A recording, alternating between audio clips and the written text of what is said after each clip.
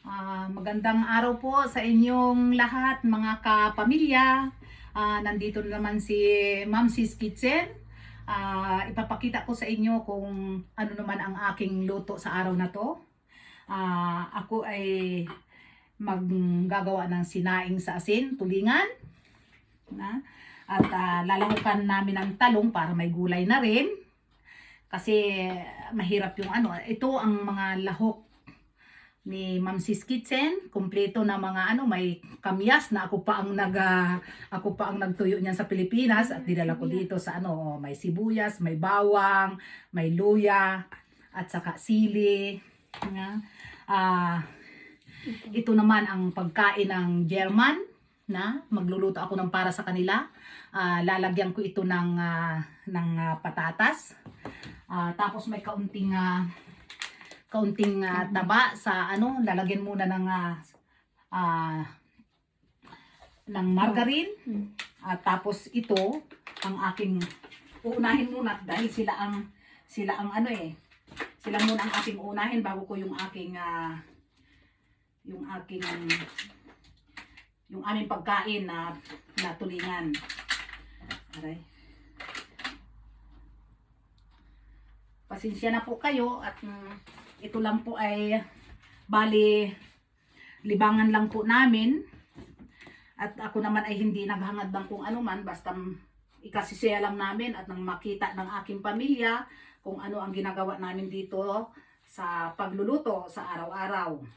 Kasi lockdown po dito, kaya kami ay gumagawa lang ng ikasisaya sa buhay namin dahil hindi naman makaalis.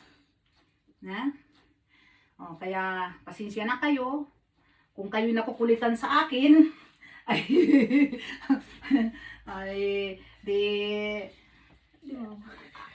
ano na lang po ninyo, iitsipwira na lang ninyo ang video ko. Kung kayo ay naano sa akin, kung nasisiyahan naman kayo, ay di manood kayo. Yun ang ano ko lang sa inyo. Ako naman po ay hindi kundi ito lang po naman talaga anuhan ka, parang paglilibang lang dahil ito ang hilig ko, yung magluto. Ito po ang nilalagay ko ngayon sa aking, ang inuuna ko muna ay yung aking, para sa mga mahal kong anak at asawa. Yung sa aming Pilipinong pagkain ay wala namang problema yun, mabilis lang yun. Dahil si Sally ay sanay sa hirap at ginhawa, ay ibig sabihin.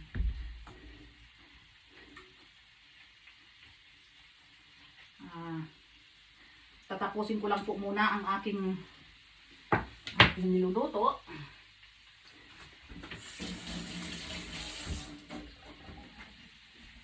Lalagyan ko muna siya ng ano, ito po na karning giniling. At mamaya ko ipapakita sa inyo kung ano ang ano niya dahil mahirap po ang ano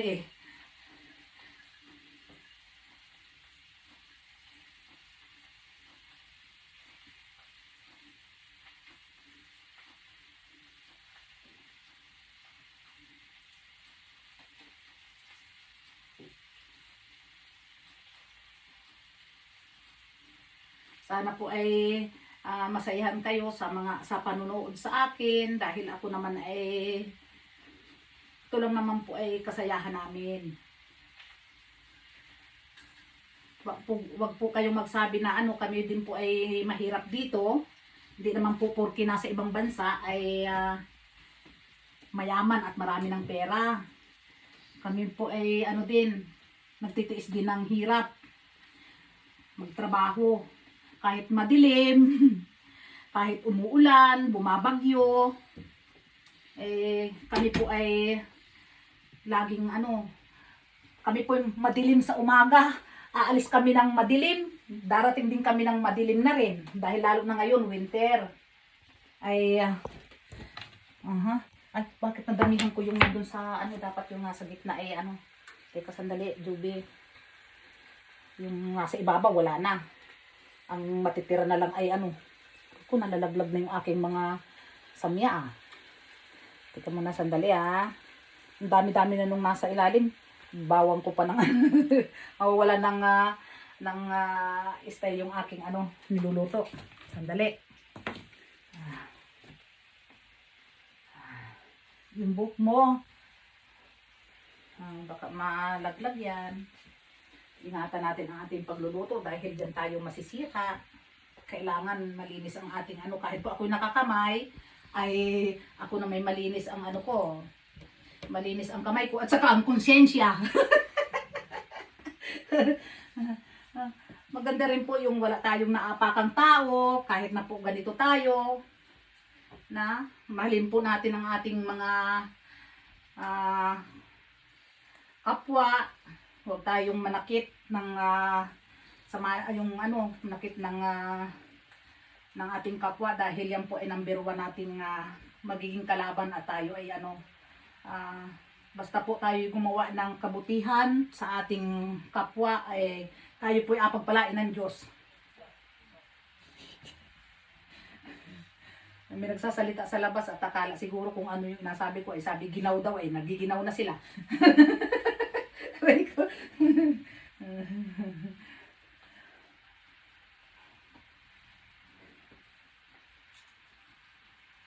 Araw-araw ito na lang ang aking libangan. Ay, isang buwan ito. Isang buwan na kami ay ganito. So,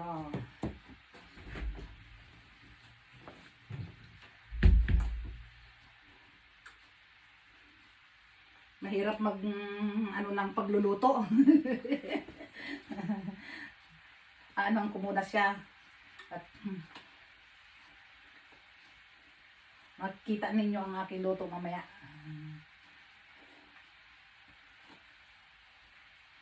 Lalagyan ko pa siya ng kaunting tubig para at least ay hindi siya yan. Tapos lalagyan ko ng sibuyas. Ay, nalimutan ko ang aking pamienta jubi. Lagyan po natin ng kaunting asin. Yung pamienta jubi. I love my name. Pamienta jubi. At lalagay ko na rin po ang ating pampalasa kasi mamaya. Ayan. Ayun ang paminta yan. Ayan na pa.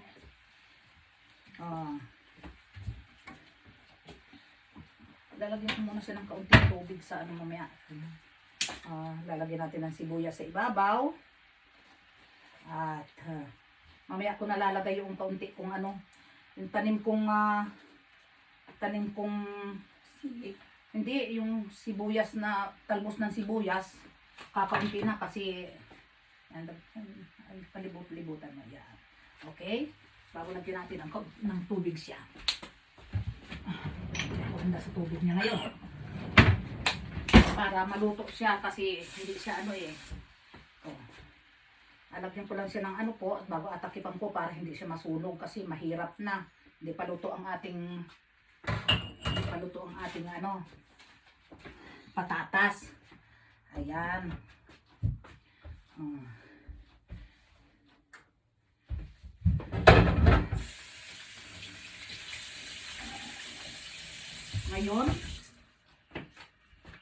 Ngayon ang gagawin ko naman ay ang tulingan.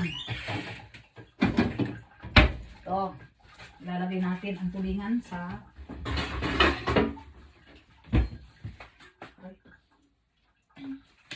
saan ang kawali? Ito, ilalagay ko na ang tulingan dito sa kawali. Dito na ako magluluto kasi para malapad siya at makikita din kung paano siya maglalagay muna ako ng samya.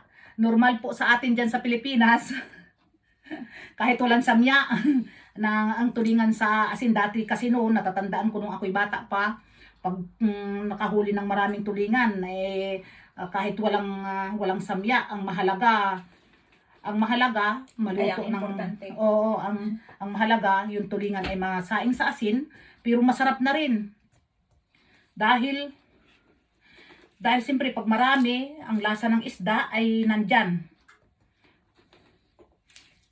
Ay dito po, siyempre, ay kumpleto. Kukumplituhin ko dahil ako'y mahilig ako sa pag nagluluto ako, ay parang hindi ako kontento na ang luto ko ay ang luto ko ay walang Walang samya. walang samya. Kaya ngayon, ito ang gagawin ko, kailaliman ko muna ng ano para hindi at least hindi man siya masunog yung aking tulingan dahil minsan ay hindi natin na alam ang pagluluto natin ay tayo ay nakalimot. Kaya to. Ayan ang tulingan ko ha. Yan. So, tulingan, tumalsik na ang ano niya. Ganyan. Ikinuwang ko na laang siya kasi para hindi siya masunog at yan, ganyan ang ano ko. Tapos yung ano niya, yung atay niya ay inano ko na doon at sayang. Mahal pa naman ang isda. Yan. Para yung asin ay nandun na. Malalasahan na niya. Tapos lalagyan ko ulit siya ng samya. Lalagay ko ulit yung ano, yung bawang at saka luya para alis lahat ang ano niya, yung lansa. Kasi yan ang sibuyas.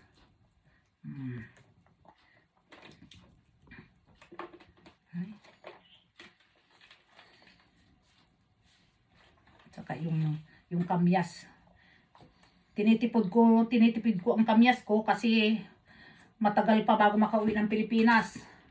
Tapos yan. Nalagyan ko siya mamaya ng kaunting mantika para at least ay medyo masarap ang ano niya. Ang ating tulingang sinaing. Sa asin, sabi nga. Ito po ay mana ko pa sa mga ninuno, katulad sa lula ko, sa nanay ko, na dahil dyan tayo natututo ng magandang asal sa mga laki sa lula. Kasi ako din naman ay laki sa lula ko, kaya madaling araw pa ay gising na. Kaya natuto akong maglala ng banig, ng bayong, at sila ay ano na sanay sa umaga gumising.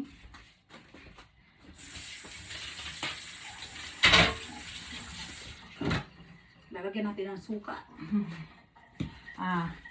Ito na ngayon ha. Kompleto na. Lalagyan ko na siya ng suka. Ay ano ko muna sa suka. Pakita mo suka, dato puti. Ito ang suka ko, dato puti. Na may nabilhan din naman dito. Kahit manghang na suka. Pero ako ay gumagawa din ng sariling sukang manghang kasi namana ko rin yung kay Papa dahil yun ay mahilig sa sukang mahanghang at alam ko rin ang paggagawa at basta kumpleto lang ng samya andyan na tayo na yun ipakita mo yung ano natin, yung ating suka na may ano. Yan. Ito ay madumi na ano nito. Ang kamay. Ayan sarili kong suka na ginawa ito. Kaya lang medyo matagal-tagal na. Sariling sukang mahanghang. Para hindi na kami gaanong bumili. Dahil kayang-kaya naman gumawa tayo ng sarili natin.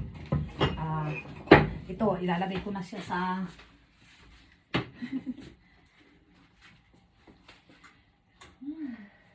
yan. Tapos, ano pa, kaunting tubig lang kasi teka muna sandali.